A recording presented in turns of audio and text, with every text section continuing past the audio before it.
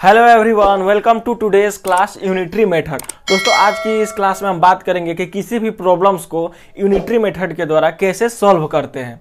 तो unitary method में दो प्रकार से वर्ड प्रॉब्लम्स पूछे जाते हैं। सबसे पहला क्वेश्चन टाइप जो होता है उसमें होता है डायरेक्ट वेरिएशन।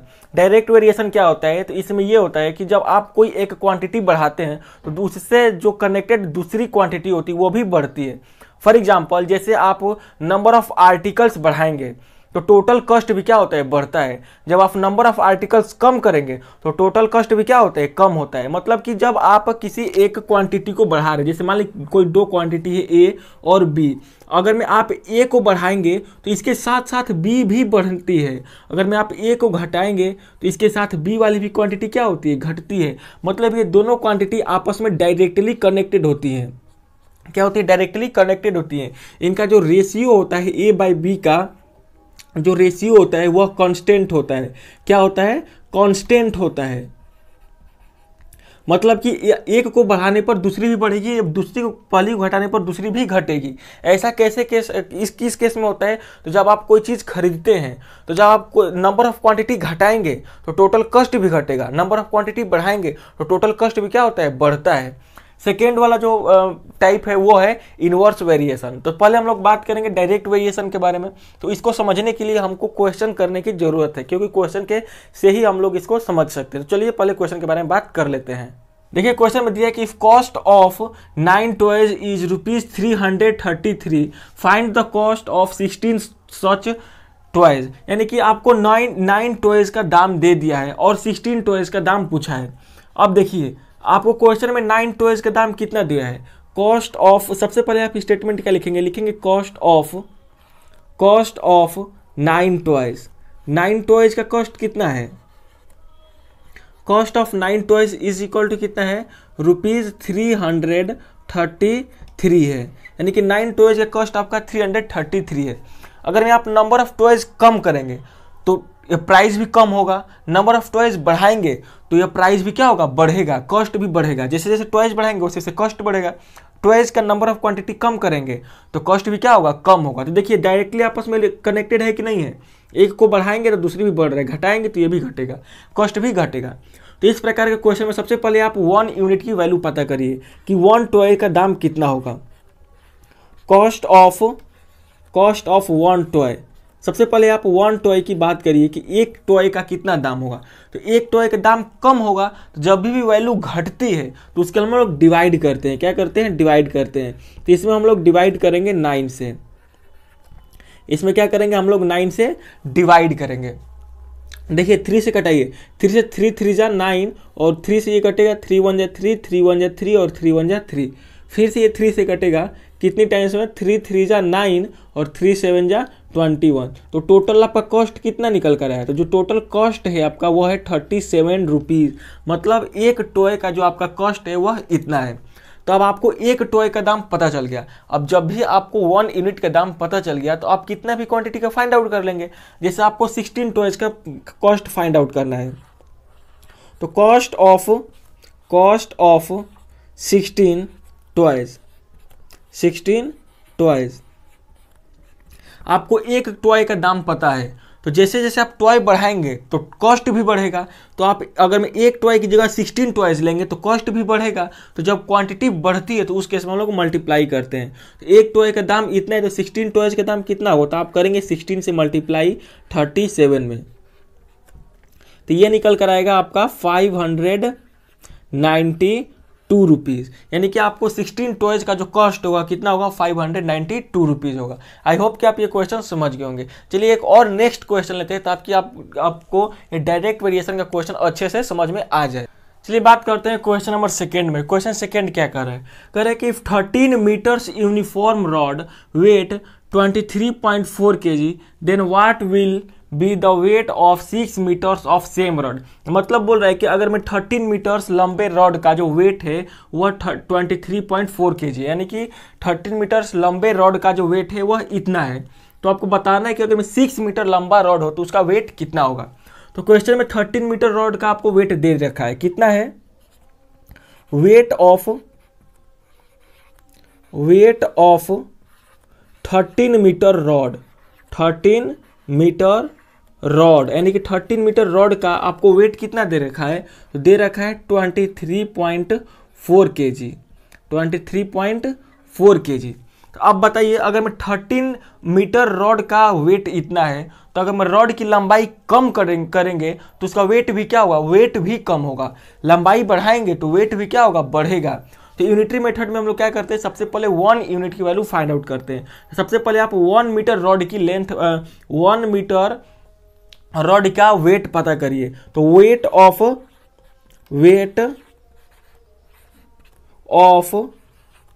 1 मीटर रॉड, यानी कि 1 मीटर रॉड का जो वेट होगा वह क्या होगा। तो 13 मीटर का इतना है, तो 1 मीटर का वेट कम होगा। तो जब भी क्वांटिटी कम होती है तो हम लोग क्या करते हैं, डिवाइड करते हैं। तो हम लोग डिवाइड करेंगे 13.4 में, किससे, 23.4 में 13 से। अब यहाँ से डेसिमल हटाने के लिए ऊपर नीचे दोनों में, न्यूमरेटर और डिनोमिनेटर में 10 से मल्टीप्लाई करेंगे, तो ऊपर भी 10 से मल्टीप्लाई करेंगे तो ये हो जाएगा, यहाँ से डेसिमल हट जाएगा और नीचे 10 से आप मल्टीप्लाई कर देंगे। यहाँ से डेसिमल हटाने के लिए एक बार ऊपर मल्टीप्लाई करिए 10 से, वैल्यू में कोई चेंज ना, इसलिए आपको नीचे भी मल्टीप्लाई करना पड़ेगा। जैसे ही आप ऊपर 10 से मल्टीप्लाई करेंगे तो यहाँ से डेसिमल हट जाएगा और नीचे 10 आ जाएगा। अब देखिए यह देखिए किसे कट रहा है, 13 से देखिए कितनी टाइम्स में, 13 1 जा 13 और 13 8 जा 104। तो ये कितना आपका आया निकल कर, ये निकल कर आया 18/10 kg। यानी कि अगर मैं आप 1 मीटर रॉड लेंगे तो उसका लेंथ कितना उसका वेट कितना निकल कर आएगा, इतना निकल कर आएगा। अब क्या पूछा है क्वेश्चन में, बोला है 6 मीटर का रॉड का वेट कितना होगा। तो आपको निकालेंगे यहाँ क्या आप निकालेंगे, 6 मीटर रॉड का वेट निकालेंगे। वेट ऑफ 6 मीटर रॉड, यानी कि 6 मीटर रॉड का वेट कितना होगा। तो 1 मीटर का इतना है, आपको पता चल गया। तो जैसे ही आप रॉड का लेंथ बढ़ाएंगे तो उसका वेट भी बढ़ेगा। तो जब भी क्वांटिटी बढ़ती है तो उसमें हम लोग मल्टीप्लाई करते हैं। तो ये कितना है, 10 है। और जब भी क्वांटिटी बढ़ती है तो क्या करते हैं, उसमें हम लोग मल्टीप्लाई करते हैं। देखिए ये 2 से 2 5 जा 10 और ये 2 से 2 3 जा 6, फिर से 5 से कटाइए इसको, 5 3 जा 15 और बच गया 3, 5 6 जा 30। इन दोनों को मल्टीप्लाई करेंगे तो 3 6 जा 18, 3 3 जा 9 और 1 कितना हुआ 10। 1 डिजिट के बाद डेसिमल लगा दीजिए, ये क्या हो जाएगा, केजी। यानी कि आपका 6 मीटर रॉड का जो वेट होगा कितना होगा, इतना होगा।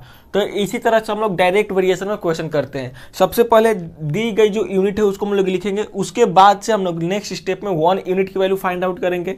1 यूनिट की फाइंड हो जाने के बाद रिक्वायर्ड यूनिट जितना क्वेश्चन में पूछ रहा है, बोल रहा है, उतना हम लोग फाइंड आउट कर देंगे। तो आई होप कि आप डायरेक्ट वेरिएशन समझ गए होंगे। अब चलिए बात करते हैं इनडायरेक्ट वेरिएशन के बारे में। चलिए बात करते हैं इनडायरेक्ट वेरिएशन में क्या होता है। इनडायरेक्ट वेरिएशन में क्या होता है कि जब आपके पास अगर मैं दो क्वांटिटी है तो इसमें आप अगर मैं एक क्वांटिटी बढ़ाएंगे तो दूसरी क्वांटिटी क्या होती है, घटने लगती है। और अगर मैं दूसरी क्वांटिटी को घटाएंगे तो पहली क्वांटिटी क्या होती है, दूसरी क्वांटिटी बढ़ने लगती है। मतलब कि इनवर्स होता है, उल्टा होता है। आप अगर पहले में जो घटा रहे हैं तो दूसरी वाली बढ़ेगी, अगर पहली वाली बढ़ा रहे हैं तो दूसरी वाली क्या होगी, घटेगी। इसका एग्जांपल क्या है, तो इसका एग्जांपल ऐसे ले सकते हैं आप कि जैसे मान लीजिए कि आप बाइक चलाते हैं या फिर कोई गाड़ी चलाते हैं। तो अगर मैं किसी बाइक को या फिर किसी भी गाड़ी की आप बात करिए, जब आप स्पीड बढ़ाते हैं तो टाइम ऑफ जर्नी का टाइम जो होता है क्या होता है, वह घटता है। जैसे आप स्पीड बढ़ाएंगे तो समय कम लगेगा, और अगर स्पीड कम होता है तो टाइम क्या होता है, टाइम ज़्यादा लगता है। या फिर ये पहला एग्जांपल। दूसरा एग्जांपल आप ऐसे लिख सकते हैं कि मान लीजिए कि आप कहीं पे नंबर ऑफ वर्कर्स बढ़ाएंगे तो कोई भी जो काम होते हैं वो जल्दी से खत्म हो जाएगा। अब अगर मैं नंबर ऑफ वर्कर्स आप कम करेंगे तो नंबर ऑफ डेज क्या होता है, काम क्या होता है, और ज़्यादा दिन में होने लगता है। तो ये होता है इनडायरेक्ट वेरिएशन का रिलेशन। चलिए इसको भी एग्जाम्पल से समझ लेते हैं, एग्जाम्पल से अच्छे से समझ में आ जाएगा। चलिए डायरेक्ट वेरिएशन के क्वेश्चन के बारे में बात करते हैं। इसमें क्वेश्चन में कह रहा है कि 36 men can finish a piece of work in 25 days। मतलब कि अगर मैं 36 men आदमी किसी वर्क को यानी किसी काम को 25 डेज में खत्म कर देते हैं, फिनिश कर देते हैं। How many days will 15 men take to do it. तो सिर्फ अगर मैं 15 men काम करें तो वह काम कितने दिनों में कंप्लीट होगा। तो क्वेश्चन में आपको जो दे रखा है वहां से स्टार्ट करेंगे। 36 men can finish a piece of work in 25 days। तो 36 men 36 मैन completes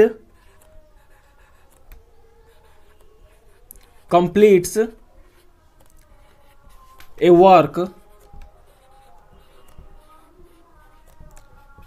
25 days, यानी कि 36 मैन किसी कार्य को यानी किसी वर्क को 25 डेज में क्या करते हैं, खत्म कर देते हैं। तो 36 मैन 25 डेज में करते हैं। तो आप यहाँ पे देखिए इनडायरेक्ट वेरिएशन कैसे हो रहा है। जब आप नंबर ऑफ मेन घटाएंगे, जैसे ही आदमियों की संख्या घटेगी नंबर ऑफ डेज क्या होगा, बढ़ेगा। जैसे आप ज़्यादा लोगों को बढ़ाएंगे, नंबर ऑफ मेन बढ़ाएंगे, तो नंबर ऑफ डेज क्या होगा, कम होगा। देखिए ये अगर मैं आदमी को बढ़ा रहे हैं तो डेज कम हो रहा है, आदमी को घटाएंगे तो डेज क्या हो रहा है, बढ़ रहा है। आपको एक बढ़ाने पर दूसरा घट रहा है, दूसरे को बढ़ाने पर पहला घट रहा है। आपने यहां से देख लिया। तो इसमें भी सबसे पहले आप वन मैन की बात करेंगे कि अगर मैं अकेला कोई व्यक्ति काम करे तो कितने दिन में काम करेगा। तो वन मैन की आप पहले बात करेंगे। वन मैन कंप्लीट्स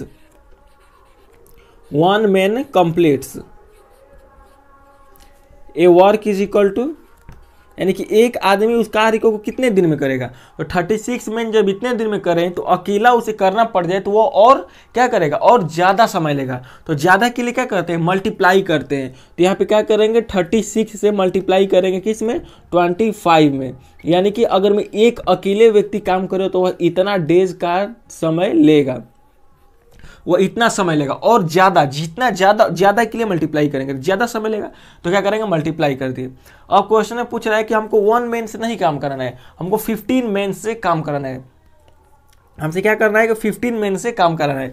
तो अगर मैं सिर्फ 15 मैन से आपको काम कराना हो, 15 यानी कि अगर 15 लोग अगर मैं इस काम को करें तो कितने दिन में वह कंप्लीट कर देंगे। कंप्लीट्स ए वर्क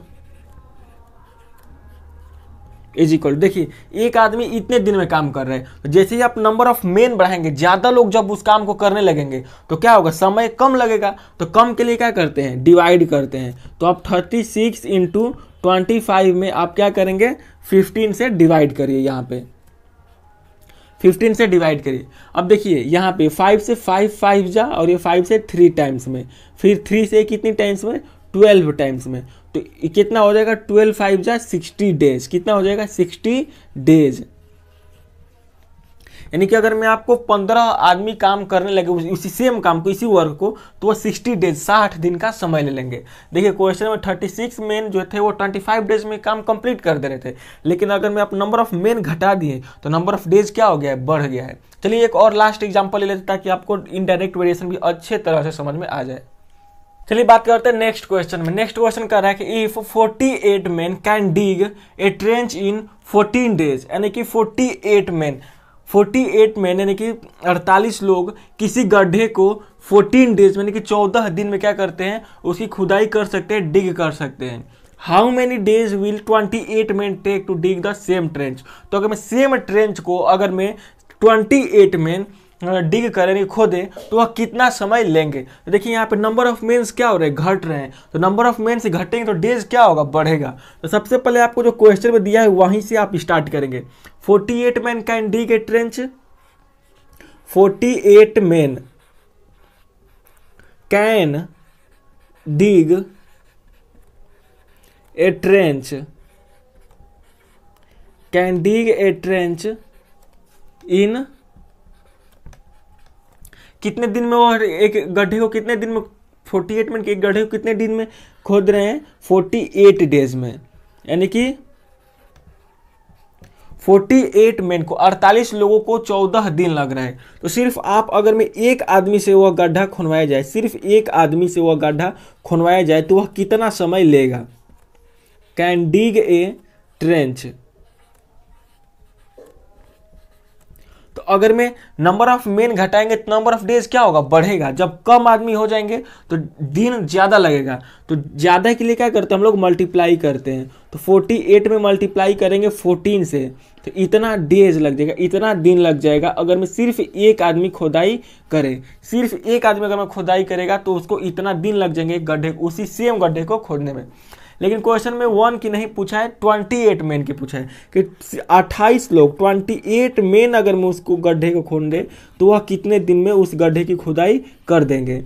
तो 28 men dig a trench, can dig a trench।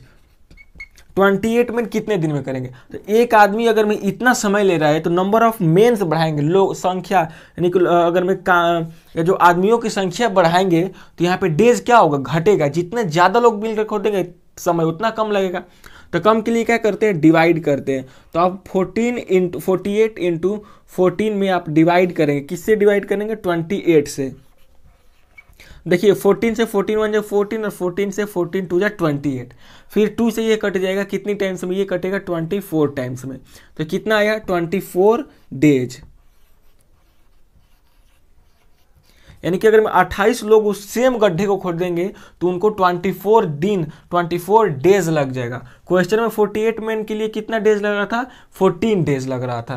तो ज़्यादा लोग थे तो समय कम था, लेकिन जैसे ही कम लोग हो गए समय क्या हो गया, ज़्यादा हो गया। तो ये है इनडायरेक्ट वेरिएशन। इसमें एक की क्वांटिटी घटेगी, दूसरी क्वांटिटी क्या होगी, बढ़ेगी। आई होप कि आपको यूनिटरी मेथड का आज का जो क्लास है अच्छा लगा होगा। अगर मैं अच्छा लगा होगा तो प्लीज़ इस वीडियो को लाइक ज़रूर करिएगा। धन्यवाद।